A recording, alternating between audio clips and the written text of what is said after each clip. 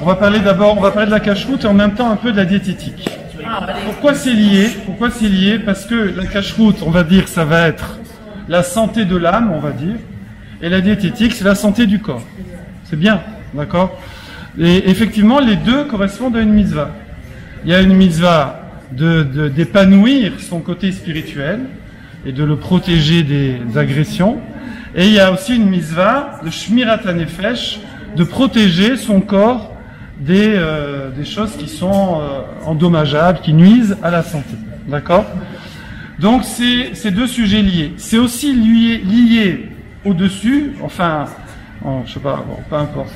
C'est lié également par le fait que les deux, l'aspect diététique ou l'aspect cacheroute, sont le terrain le plus favorable, le plus propice au travail du mental, c'est-à-dire au travail de la personnalité, et donc qui va permettre d'écouler sur tout ce qui est avodat Hashem, faire les mitzvot, se conduire bien dans la vie, etc., etc. D'accord? C'est-à-dire qu'une personne qui arrive à se travailler justement sur la chila, sur la nourriture, forcément, ça va se répercuter dans tous les domaines. Quelqu'un qui inversement, je vise personne, je répète, je vise que moi. Donc, alors qu'une personne qui au contraire va se lâcher dans la nourriture, alors ça ne veut pas dire qu'elle se lâche dans les autres domaines, mais elle va perdre comme ça un terrain de training, un terrain où elle peut justement se travailler et travailler son mental, travailler sa motivation, sa force de décision pour arriver à tenir. Après, dans ces deux domaines, il y a énormément de points communs. Un des points communs, par exemple, là, vous suivez bien, attention à Salomé, je surveille. Donc, un des points communs, c'est, toujours je prends comme ça, un des points communs, ça va être que parfois on perd la bataille, mais on perd pas la guerre. Vous connaissez le principe. En anglais, ça se dit never give up, n'abandonne jamais. D'accord? Qui c'est qui va jusqu'au bout? C'est celui qui monte, descend et qui finalement réussit à aller jusqu'au bout, à ne pas abandonner. Et voilà, des fois, il y a des hauts, il y a des bas. D'ailleurs, c'est lié au troisième sujet que je voulais aborder éventuellement, parce que je vais faire les trois sujets en très concentré comme ça ira plus vite, qui est la préparation déjà au mois de Nissan à Pessah. Et vous savez que il y a une mitzvah qui s'appelle Achodesh Hazeh Lachem. Donc ce mois pour vous, c'est un verset qu'on va lire bientôt dans les parachiotes, qu'on rajoute sur la paracha, et qui va nous parler d'une mitzvah, une des 613 mitzvot, qui consiste à sanctifier le mois.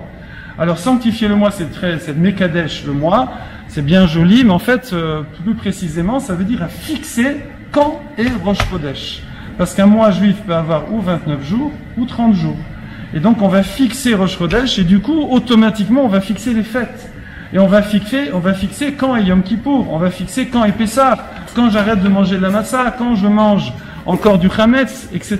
Et beaucoup d'autres halachot, beaucoup de lois vont dépendre de cette fixation. Or, cette fixation, elle a été donnée comme mitzvah. C'est la première mitzvah, le premier commandement qui a été donné au peuple juif en tant que peuple, par Hachem, après la sortie d'Égypte. C'est-à-dire, ce qui a été donné avant, c'était au niveau individuel, mais quand on a constitué un peuple après la sortie d'Égypte, alors la première mitzvah qu'on a reçue, c'est de sanctifier le mois. Et on va parler de ça tout à l'heure, mais pour faire le lien avec ce que je viens de dire, le mois, comme vous savez, comment on dit mois en hébreu? Chodesh, bravo Ava, et c'est la même racine que Chadash, Chodesh, d'accord? Nouveau, pourquoi? Parce que la lune, on est notre calendrier lunaire essentiellement, avec un petit réajustement solaire, la lune, eh bien, elle se renouvelle chaque mois, alors que le soleil ne se renouvelle pas, la plupart des astres ne se renouvellent pas. Donc c'est la lune, avec un phénomène physique par rapport à la lumière du soleil et l'ombre de la terre, etc., qui fait qu'elle a l'air de disparaître comme ça, puis de réapparaître, d'être pleine, etc. C'est un truc, bon, nous on s'est habitué depuis qu'on est petit, on trouve ça normal, mais ce phénomène astronomique, astrologique, je sais pas comment on dit, et quelque chose de très remarquable. Et Akadosh Baruch Hu a créé ça justement, et nous sommes comparés à la Lune, et notre calendrier est lunaire, et nous fixons justement le calendrier avec Rosh Chodesh, et c'est le début d'une nouvelle ère où Akadosh Baruch Hu confie au Klal Israël, entre guillemets, on va reparler tout à l'heure, mais les reines du monde, d'accord, en disant maintenant c'est vous qui allez fixer le calendrier avec tout ce que ça constitue, et ça, évidemment, c'est symbolique, il n'y a pas que ça, il y a beaucoup de choses qui ont été confiées au Klal Israël à partir de Matan Torah, de la sortie d'Égypte. Et pourquoi c'est la Lune qui nous sert comme ça de modèle, et on est comparé à la Lune, etc., etc., parce que justement dans la vie, il y a des ups et il y a des downs. Il y a des aliotes et des iridotes, on dit en hébreu, des moments où on est au top et des moments où on n'est pas au top, oui, comme la Lune. Et ce qu'il faut simplement, c'est de jamais laisser tomber, continuer à avancer, gratter, essayer de ne pas retomber aussi bas qu'avant et remonter et regagner, gagner. Et puis forcément, sur le temps, on voit la progression. Et donc, c'est un domaine également qu'on peut appliquer dans la cacheroute et dans la diététique. Ce qui fait souvent que quelqu'un va avoir du mal à appliquer toutes les lois de cacheroute, c'est parce qu'il va craquer sur un petit croissant. Finalement, qu'est-ce qu'il y a de grave, un petit croissant, d'accord. Et puis finalement, après, ça va être une quiche, je sais pas quoi, enfin avec des lardons, hein, mais bon, une quiche au fromage, je sais pas quoi. Et puis une pizza, puis après je dis allez, c'est bon, voilà. Pareil dans la diététique, c'est la même chose. On craque sur un petit croissant, puis après sur une pizza, puis après sur 3 pizzas, et après sur bon. Donc, et après on laisse tomber, on fait iouch, on dit en hébreu, et c'est reparti, on repart dans les kilos. Il faut savoir que peu sont ceux qui réussissent à atteindre leur poids idéal, ça veut dire à ne pas être en surpoids, d'accord? Mais ceux qui réussissent à atteindre leur poids idéal, ok, eh bien seulement 4% arrivent à le maintenir au-delà d'une année. Ça veut dire, ouais, je sais, ça veut dire que 96% recraquent à la deuxième année, et en général, d'après les statistiques, pire qu'avant. D'accord? Donc à la limite, on se dit, il vaut mieux pas faire de régime, parce que c'est pour être pire qu'avant après 2 ans. En plus, les gens, ils sont habitués à vous voir mince et beau, et puis d'un seul coup, ça repart de l'autre côté. Bon, voilà. Bon, après, je veux dire, après, chacun ses goûts. La beauté, c'est pas forcément d'être mince, c'est tout. On parle de poids d'équilibre, de poids de santé. On peut être bien comme ça, un peu, voilà. Quand moi j'étais avec 115 kilos, 40 kilos en plus, on me disait ça te va bien, etc. Bon, c'est les gens gentils dans la vie, hein, c'est ça. Voilà. Mais franchement, j'avais énormément de problèmes de santé, à tous les niveaux, donc voilà. Donc ça, c'était un peu l'introduction. Alors maintenant, on reprend un peu le sujet. Cacheroute, la cacheroute. Donc, on pourrait dire simplement qu'on est fait de ce qu'on mange. D'accord? Donc tout ce que j'absorbe, à la base, on est un petit bébé de je sais pas combien 2,5 kg, 3 kg, peut-être un peu plus pour certains. Bon. Donc un bébé, d'accord, quelques kilos, et puis on passe de 2,5 kg à 81 kg par exemple pour les garçons, 60 pour les filles, non 50, je sais pas. C'est combien une fille? Combien il y en a? Ça se dit pas. 55 pour les Tunisiennes alors. Non, 70. Ah non, la pauvre. Ok. Donc il y a une plus-value de 48 kilos pour les filles et de beaucoup plus pour les garçons. Tout ça, c'est fabriqué avec ce qu'on a mangé pendant toutes ces années. D'accord? C'est comme ça. Donc, on est fait de ce qu'on mange. On n'est pas fait pas que. C'est quoi pas que? Ah oui, mais avec quoi vous fabriquez vos muscles? Il n'y a rien, il n'y a pas de... C'est pas comme les plantes qui attrapent la photosynthèse ou les champignons qui attrapent le carbone. Nous, on attrape tout dans la bouche. Donc, il y a rien d'autre. On fait pas de photosynthèse. Donc, c'est uniquement ce qu'on mange. Comment? Oui, mais le sport, ça va juste ça va rentrer dans le mécanisme de fabrication de la personne. Mais les matières premières, c'est ce que vous mangez. Si quelqu'un fait beaucoup de sport qui mange pas, il n'a pas de muscles. Hein. Ça, les bodybuilders, ils connaissent ça. Donc, on est fait de ce qu'on mange. Voilà. Ok. Bon, alors dire c'est pas ça qui va justifier de manger cachère entre guillemets. Oui. Alors vous allez me dire, il y en a qui vont se dire, bon, moi je mange cachère strictement 200%. Alors à quoi? Qu'est-ce que ce cours va m'apporter? Vous savez, dans la vie, des fois, il y a toujours des épreuves, des machins. On se retrouve à un voyage, il y a une ambiance, il y a un truc. Et puis allez, vas-y. Ou ça fait 1 mois qu'on est en stage à Orléans, il n'y a rien de cachère. À un moment, ouais, je connais quelqu'un, il m'a dit voilà, moi ça fait 3 mois que je suis là-bas, j'ai craqué, je suis à la pâtisserie, allez, ça suffit, tac tac. Pourtant c'est quelqu'un de très religieux. Ça, donc voilà, donc faut pas, on peut jamais savoir. Et puis c'est bien également de faire les mitzvot, pas seulement de les faire avec le plus de joie et de compréhension possible, avec le plus de motivation possible. Donc même si on mange déjà cachère, même moi voilà, je mange déjà cachère, mais en préparant ce cours et chaque année que je parle sur ce sujet, ça me renforce encore davantage et je n'ai pas la même approche sur la cache-route. Donc voilà. Donc on pourrait dire très bien, je suis fabriqué de ce que je mange, mais finalement, sans avoir fait de grandes études scientifiques, avec le bac, ça suffit, ou même le brevet, c'est des protéines, des glucides, des lipides. De toute façon, tout ça, c'est démonté. C'est démonté en petites briques, et puis c'est remonté.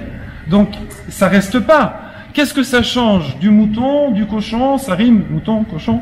Qu'est-ce que ça change un truc cachère, pas cachère? De toute façon, c'est de la nourriture, c'est démonté, et hop, moi, je refabrique ma personne avec ça. Oui.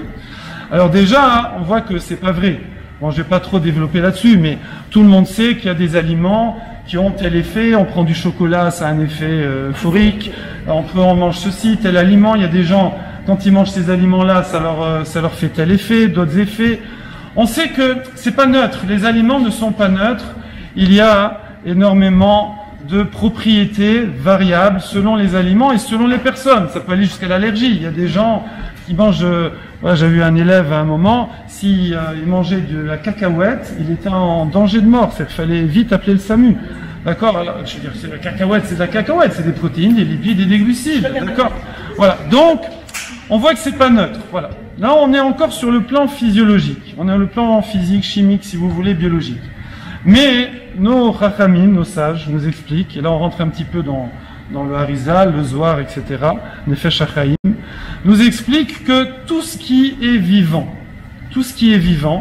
d'accord, donc les végétaux, les animaux, et les animaux inférieurs, supérieurs, et les êtres humains évidemment, a une âme. On parle de l'âme même d'un végétal, de l'âme d'un animal, de l'âme. Parce que si, c'est quoi l'âme? C'est la partie divine qui est dans cet être vivant.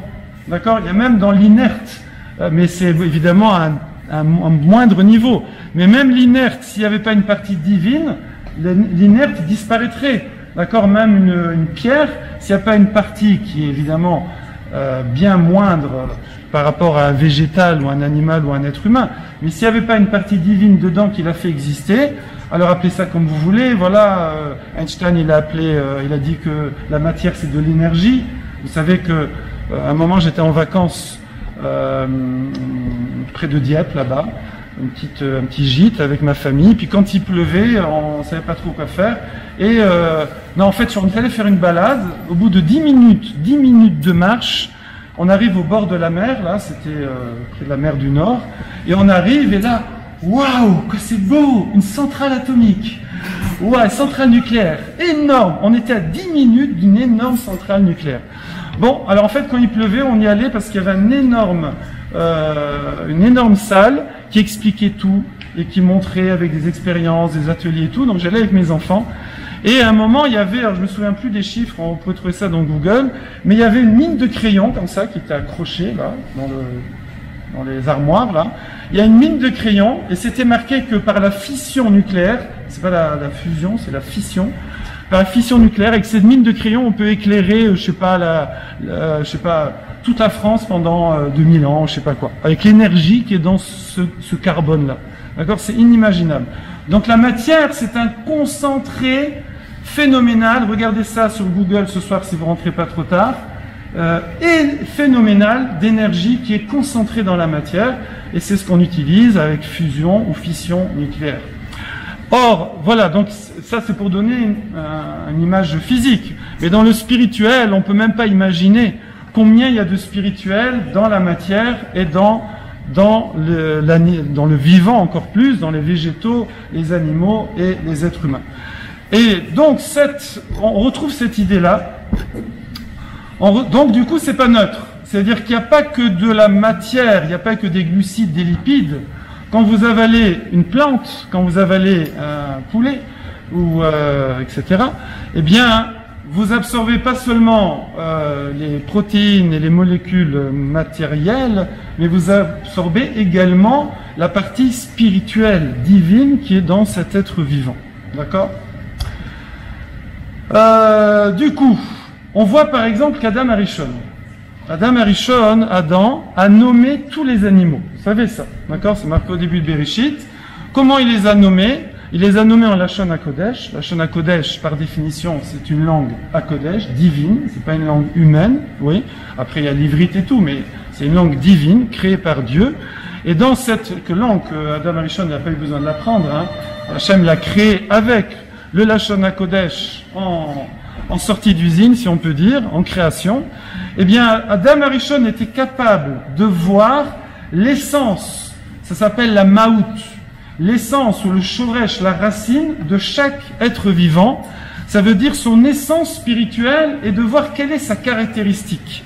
Et donc de donner un nom qui correspond à l'essence de cet être vivant. Donc tous les animaux, toutes les plantes qui ont été nommées par Adam Arishon, après bon les gens ont continué à inventer des noms, mais tous les noms en Lachon HaKodesh qui ont été donnés sur les êtres vivants, par Adam Arishon, on ne parle que sur les animaux, on n'a pas dit qu'il a nommé les plantes, eh bien, le mot contient dans sa racine, dans la racine, donc si on sait que telle lettre c'est telle composante, le P par exemple c'est l'ouverture, patouar, pétard, etc., pirsout, etc., eh bien le nom, les mots, les lettres, la racine de 3 lettres, correspond au caractère de chaque animal. Donc on voit qu'Adam Arishon a vu ça chez chaque animal. Et évidemment, les animaux ont des fonctions variables pour qu'il y ait ce qu'on appelle un écosystème, okay, même si c'était pas le même à l'époque d'Adam Arishon, puisque jusqu'au déluge, normalement tout le monde était végétarien, même les animaux, tout le monde.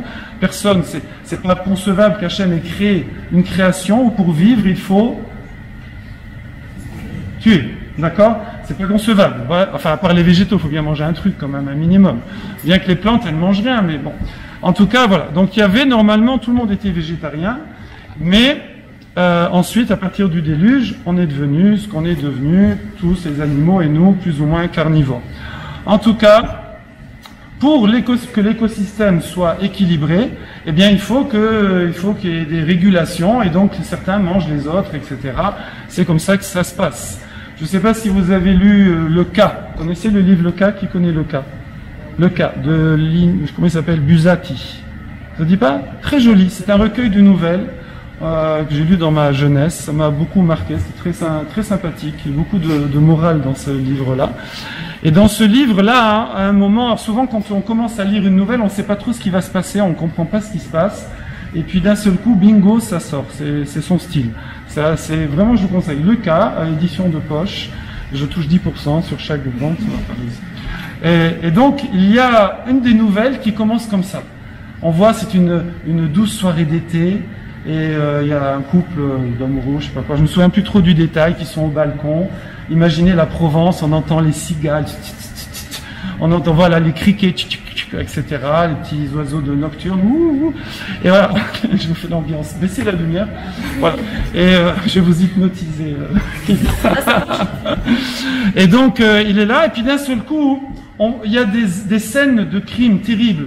On voit, tac, bon, là, je vais pas trop dire, mais il coupe la tête, il coupe les pattes, ces trucs, l'autre, il embroche, le machin. Enfin, c'est un massacre, et puis on revient, comme ça, on fait un aller-retour sur l'ambiance sympathique de l'être humain qui est en train de kiffer sa soirée d'été, et puis une autre ambiance qui a l'air pire que la pire des guerres, mais la pire des guerres, des trucs indescriptibles.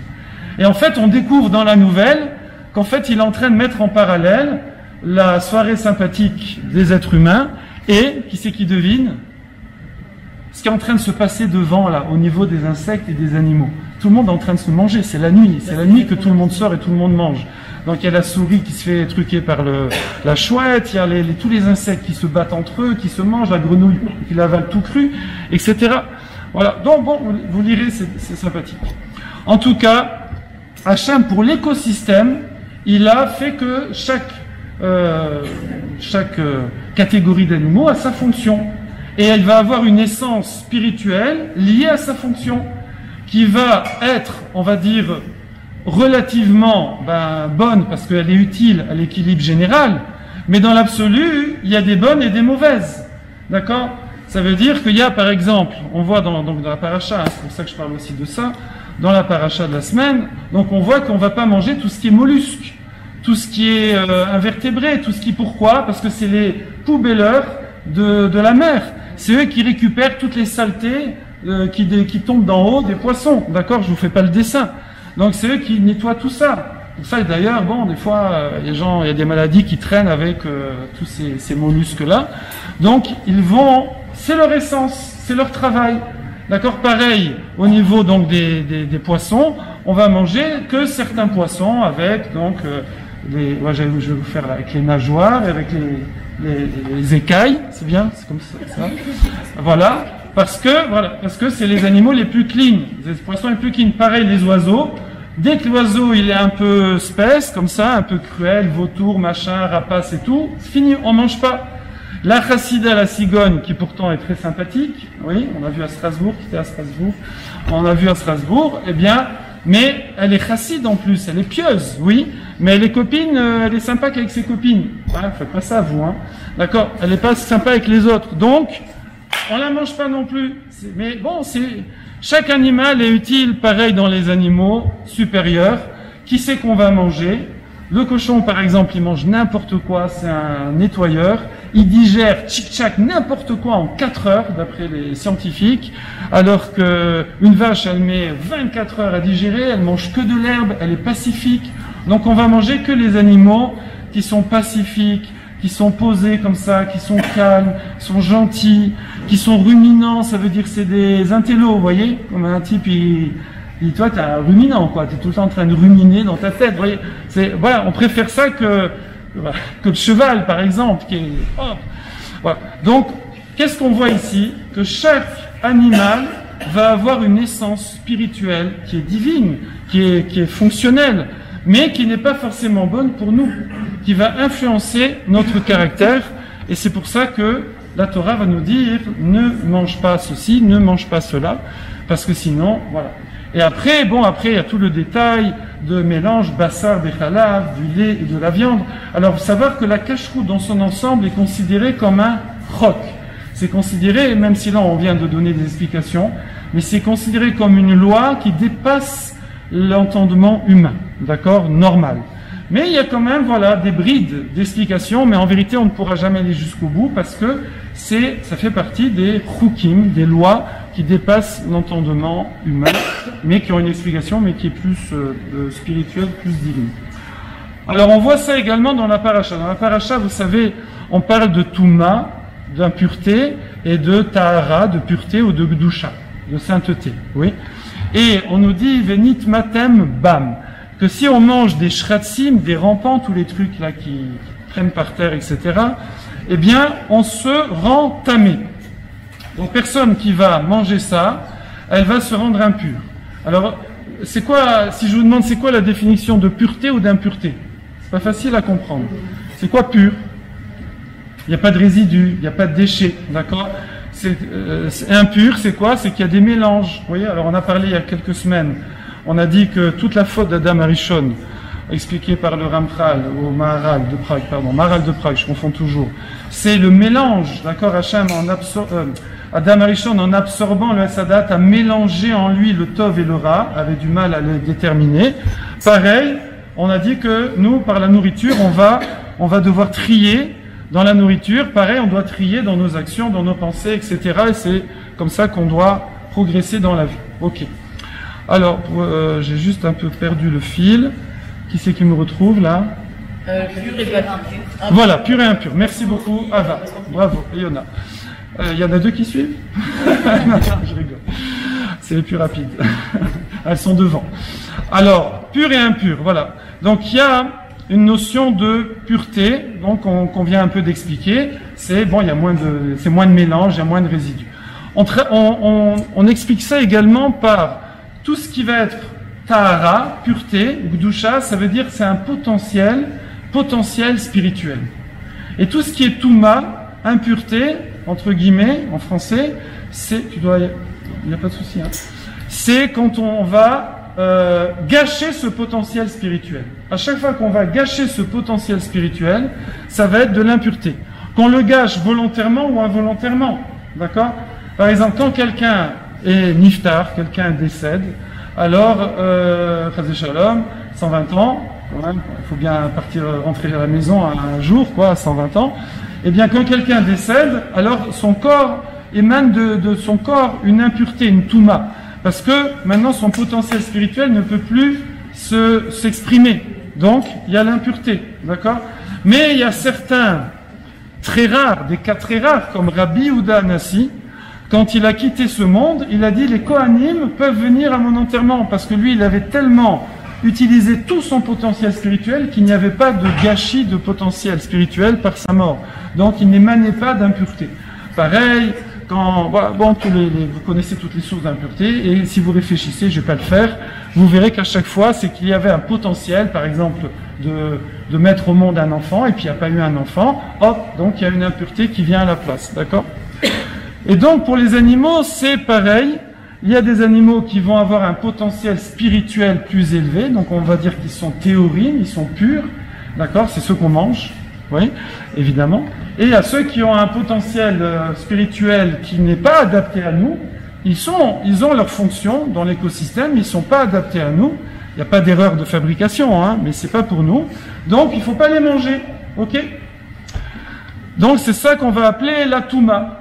Et donc les versets de la paracha nous disent à plusieurs endroits, si vous les mangez, vous vous rendez impur, tamé. Alors tamé, ça s'écrit avec un aleph à la fin. D'accord? Touma, le ha à la fin, c'est le a, c'est un aleph. Ouais. Mais lorsqu'à la fin de la paracha, le verset nous dit Venit matem bam, vous allez vous rendre tamé, eh bien, il a enlevé le aleph. Hachem n'a pas marqué le aleph. D'accord? Quand il a dicté à Moshe Rabbeinu, sans le aleph. Oui. Et Rashi ramène ici la Torah orale qui explique, parce que la Torah veut nous faire un jeu de mots, façon de parler, une dracha, en hébreu, une explication, que avec timtum alev, ça veut dire bouchage du cœur, mot à mot, mais ça veut dire être bête, quoi. D'accord? Quand quelqu'un on dit il est bouché, oui, c'est pas le métier, c'est le boucher. Voilà. Donc ici, on est en train de nous dire dans la paracha que quelqu'un qui va manger ces aliments qui sont source de touma, alors ça va boucher son cœur, ça va boucher son intelligence, ça va influencer son émouna. Ça veut dire qu'une personne, nous on croit qu'on réfléchit avec notre tête, avec notre intelligence, notre esprit. Eh bien il faut savoir que toute cette intelligence, toute cette façon de réfléchir, toute cette logique-là, elle est influencée grandement par notre alimentation. Elle est influencée par ce qu'on mange. Et lorsque quelqu'un mange plus quelqu'un, on va pas en positif, plus quelqu'un mange kasher, plus automatiquement son esprit va penser kasher, si je puis dire. Plus son esprit va facilement accéder à des niveaux d'émouna, de compréhension de la Torah, d'application de la Torah. Voilà pourquoi la kashrut c'est tellement important. Et beaucoup de grands rabbanim conseillent que quand quelqu'un il veut progresser, c'est un des domaines où il faut mettre le paquet. Si c'est quelqu'un qui est débutant dans le judaïsme, il commence par ça. Si c'est quelqu'un qui est déjà à quelque niveau que ce soit, c'est là-dedans qu'ils vont rajouter. C'est pour ça que souvent les grands rabbanim, à la fin, ils sont très très très difficiles sur la kashrut. C'est pour ça que des fois ça paraît un petit peu en surenchère comme ça. Je comprends pas, voilà, il y a telle kashrut, moi j'ai pas cité des noms de kashrut, hein, il y a celle-là, et voilà, lui ils disent non, moi je mange pas ça, je mange ça, non, moi je mange pas ça, je mange ça. Pourquoi il y a cette surenchère? On ne retrouve pas ça dans toutes les mitzvot, parce que ça va être très très déterminant pour la façon de concevoir la vie, la Torah, de penser simplement. Voilà ça pour la kashrut. quelle heure on a fait, ça fait une demi-heure, là, je fais encore 5 minutes, et après, je vais donner la parole à Abraham. Donc, gardez-en sous le pied, d'accord? Pour faire le lien avec la diététique, le Rambam parle beaucoup de diététique, hein, c'était le Gadol, le grand de sa génération. On dit que de Moshe Rabbeinu jusqu'au Rambam, il n'y a pas eu d'autre Moshe, il a comparé à Moshe Rabbeinu, mais il compare le fait de mal manger. Alors là, on ne parle plus de la cacheroute, on parle de mal manger, même dans ce qui est cachère, d'accord? On va pouvoir faire un atelier tout de suite après. Elle est très bonne. Non, c'est bien. C'est juste après une question de quantité, c'est tout. D'accord? Il le dit, le Rambam. Il dit, voilà, des aliments qui sont bons, c'est-à-dire on peut en manger autant qu'on veut. Et il y a des aliments qui sont moins bons, alors il faut en manger un petit peu, pas souvent. D'accord? Voilà, c'est tout. Voilà, c'est simple. Donc, tomates, carottes, concombre, vous classez ça dans quoi? C'est bon sang. Hein? On peut y aller, quoi, franco. D'accord? Plateau tunisien. Voilà, seulement le jeudi soir. Le jeudi soir, voilà. Voilà, donc vous avez tout compris, c'est bien, donc je peux accélérer. Samuel, vas-y. Une question sur la cache-route. Vous avez dit c'est un potentiel non réalisé. Ouais. Alors pourquoi les animaux de la cachère ils ne réalisent pas leur potentiel? Non, alors eux, regarde, c'est ce qu'on a dit, voilà, eux dans leur fonction, il n'y a pas d'erreur de programmation, voilà, mais nous, ils ne sont pas adaptés à nous. Si nous on mange ça, alors on va avoir du bug au niveau de notre potentiel spirituel. Donc ça va être une source de touma pour nous. C'est pour ça qu'on dit qu'ils sont tamés. Mais maintenant, eux, ils n'ont rien fait de mal. Je veux dire, on les a créés pour leur fonction. Les animaux cachers, ils ont leur potentiel réalisé, donc on peut les manger. Non, et alors maintenant, si tu prends le cachère, c'est que lui, il nous transmet, il nous aide dans notre potentiel spirituel. Donc c'est pour ça que c'est Tao, c'est pur. Et en quoi ça ne s'aide pas les autres? Comment? Je veux dire, regarde, c'est très simple. Lui, l'animal, il fait rien de mal. Le cochon, il fait rien de mal. Il est créé comme ça, d'accord? Mais si moi je l'absorbe, alors il va me gêner dans mon potentiel spirituel. Donc je veux dire qu'il est tamé, c'est qu'il amène de la touma. Par contre, on a un mouton, c'est taor. Donc ça, si je le mange, ça amène de la tahara, de la gdusha. Et je termine, voilà, 5 minutes et je finis. Je fais le lien maintenant avec, justement, en parlant de gdusha, je fais le lien avec Nissan et Pessah. Donc, comme j'ai dit au début, Hachem nous a confié la mitzvah de décider quand est Rosh Chodesh et également de rajouter en moyenne tous les 3 ans un 13e mois. Donc, nous allons influencer le calendrier qui lui-même conditionne l'application des fêtes, des lois, etc. Donc, ça veut dire que quelque part, Akadosh Baruch Hu nous a donné une partie des commandes de la création, pas seulement au niveau matériel, mais au niveau spirituel. C'est ça qu'on va expliquer vraiment tchic-tchac en quelques minutes. Ça va s'expliquer rapidement par un midrash, un très beau midrash.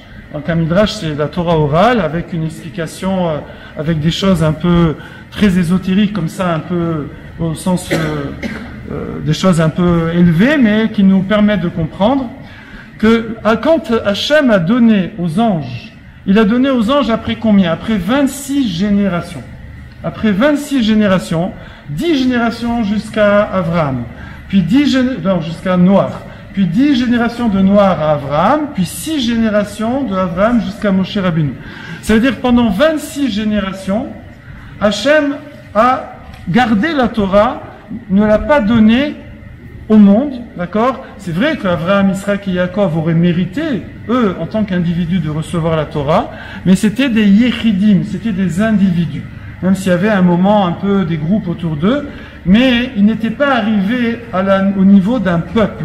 On est arrivé seulement au niveau d'un peuple après tout le training de Abraham, Isaac, Yaakov et ses 12 enfants, et après, enfin ses 12 fils, et après l'esclavage en Égypte, et ensuite la sortie d'Égypte, et toute la sélection qu'il y a eu, et toutes les épreuves qu'il y a eu, tout le travail qu'il y a eu, jusqu'à après les miracles, Kriyat Yam Souf, Matan Torah, et là, ça y est, on est arrivé au niveau d'être un peuple, et là, Hachem peut nous donner la Torah. Hachem avait réservé la Torah seulement pour la donner à un peuple entier et pas à des individus. Et donc ça a commencé avec cette première mitzvah de fixer le calendrier. Mais avant, comment était fixé le calendrier alors? Parce que vous allez me dire, mais avant, c'était comment au niveau spirituel? Eh bien, c'était dans le ciel que c'était fixé, par ce qu'on appelle les anges, la cour céleste, c'est une image pour nous, oui. Eh bien, il y a le Midrash qui nous dit que quand Hachem a donné cette mitzvah aux hommes, alors les anges, ils ont parlé, voilà, c'est marqué comme ça, hein, que les anges, ils ont demandé à Hachem, ils ont dit, mais Hachem, on va faire comment, nous, dans le ciel? Quand eux, ils vont fixer Yom Kippour, on va faire nous aussi Yom Kippour. Quand ils vont fixer Pessar, on va faire Pessar. Évidemment, comment ils font Pessar, les anges, on ne sait pas, hein, je veux dire, c'est au niveau spirituel. Mais quoi, on va devoir se plier à ce que les individus, les hommes, fixent sur terre? Et Hachem lui a répondu, oui, vous et moi, si on peut dire, à Kadosh Baruch Hu, et toute sa cour céleste spirituelle va se plier à ce que le clan d'Israël va fixer sur terre. Et c'est pas seulement pour ça, mais c'est aussi pour beaucoup d'autres choses. Là-dessus, nos Chachamim nous expliquent qu'il y a deux modes de gestion. Il y a le mode de gestion jusqu'à la sortie d'Égypte, et il y a le mode de gestion à partir de la sortie d'Égypte jusqu'à la venue du Mashiach. Le premier mode de gestion, c'était Alpi Chesed, c'était par la bonté gratuite d'Akadosh Baruch Hu. Ça veut dire que ça ne dépendait pas des actions de l'homme. On va expliquer rapidement ça avec une image, ça va aller très vite. On va prendre, c'est comme un petit peu des parents avec des enfants. Quand ils sont petits, jeunes comme ça, il y aura, évidemment, il y a toujours une limite, hein, il y a toujours une limite. Mais, on va dire, les parents, ils vont loger, nourrir, blanchir leurs enfants, qu'ils travaillent bien à l'école, on va pas genre en CE1, oh, t'as pas eu des bonnes notes, ce soir tu manges pas, d'accord? Peut-être qu'il y en a qui font ça, mais normalement on fait pas ça. Oui, tu regardes maman, non, vous n'avez pas fait ça. Donc, normalement on fait pas ça, ça n'existe pas. Par contre, donc il y a pas une corrélation, on va dire étroite, évidemment il y a une limite à tout, oui. Pareil, Hachem, quand c'est allé trop loin, alors il y a eu le déluge. Quand c'est allé trop loin, il y a eu la punition sur la tour de Babel, que les gens, il a mélangé les langues, etc. Il a créé les langues. Donc, mais, pendant 26 générations, pendant donc 2448 ans, le monde, l'humanité est nourrie et entretenue, si on peut dire, gratuitement. Ça veut dire, il y a des stops, mais la profusion, la bracha, n'a pas une corrélation aussi étroite avec les actions des hommes par rapport à ce qu'Hachem va donner. Il donne. Comme des parents, ils donnent à leurs petits-enfants. Mais quand on arrive à un certain âge, alors maintenant c'est un petit peu augmenté, à mon époque c'était 20 ans, 22 ans, 23 ans, maintenant ça monte un peu plus. Eh bien, pour X raisons, c'est pas une critique, je vois des regards, mais je fais comme si je les voyais pas. Et donc, là il y a un moment où on va dire un jeune homme ou une jeune fille qui a 35 ans, on va dire, et puis qu'elle se prend pas encore en charge, là les parents ils vont commencer à dire bon la carte bleue, walou. Ils vont commencer, la voiture, non, tu me rends les clés de la voiture, c'est fini. C'est-à-dire que c'est plus comme quand tu étais adolescent, que là que tu fasses des bêtises ou pas, je donnais sans restriction. Là maintenant il va y avoir une corrélation entre ce que fait l'enfant, si on peut dire, et ce que les parents vont lui donner comme bonté, comme chesed. Eh bien, c'est exactement l'image qu'on peut donner pour comprendre. Jusqu'à Matan Torah, jusqu'à la sortie d'Égypte, jusqu'à la création de ce peuple qui va servir de véhicule, de diffuseur et d'accomplisseur de la Torah, eh bien, Hachem donnait gratuit, comme ça. Il donnait quasiment gratuit, sans relation étroite entre ce que font les hommes et ce que fait Hachem. Ça veut dire que c'était ce qu'on appelle une hashpa, un flux du haut vers le bas. D'accord? La Magen David, comme ça, c'est la partie comme ça. Du haut vers le bas. D'accord? Ça descend gratos. Oui? Pour simplifier. À partir de Matan Torah, Hachem, il dit maintenant, le système est différent. Je vous donne les commandes.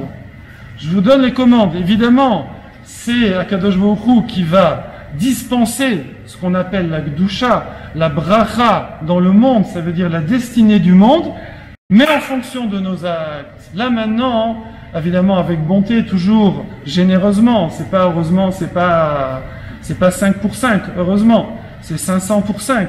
Mais en fonction de nos actions maintenant, Akadosh Baruch Hu va diriger le monde, et quand ça va bien, on reçoit beaucoup, quand ça va moins bien, Chazé Shalom, on tire les oreilles et on remet dans le rail, d'accord? Et ça, c'est le nouveau système avec lequel Akadosh Baruch Hu va maintenant gérer et gère l'humanité depuis Matan Torah, depuis plus de 3300 ans. Et c'est ça que représente Pessah. Donc c'est un des aspects Pessah, il y en a beaucoup, mais c'est un aspect majeur que à partir de la sortie d'Égypte, nous sommes devenus responsables, beaucoup plus responsables de nos actes, et pas seulement au niveau individuel. C'est hyper important à Pessah. Vous savez qu'à chaque fête, il y a de nouveau, on a un potentiel d'acquérir une compréhension, une perception de choses qu'on a du mal à acquérir le reste de l'année. Et entre autres, il y a cette perception-là qu'on doit acquérir à Pessah, c'est de se dire, je suis pas seulement responsable pour moi, pour ma famille, pour mes amis, pour mon réseau, je suis responsable pour toute l'humanité. Chacun d'entre nous a une responsabilité pour toute l'humanité. Je vais finir juste avec une phrase. C'est pour ça qu'on s'appelle Israël, Sar d'Hachem, c'est-à-dire le prince d'Hachem, parce que quelqu'un qui est lambda, eh bien, il se conduit, il fait ci, il fait ça, ça n'a aucune importance, mais le prince, on va dire le prince du pays, il peut pas faire n'importe quoi. D'accord? Je veux dire, tout le monde le regarde, tout le monde prend exemple. Et donc c'est pour ça que nous avons cette responsabilité depuis la sortie d'Égypte et Matan Torah. Là, ce que je vais partager avec vous, ça se va que maintenant je donne la parole à Abraham. Oups, ne bouge pas, je vais remettre à tourner. Hop.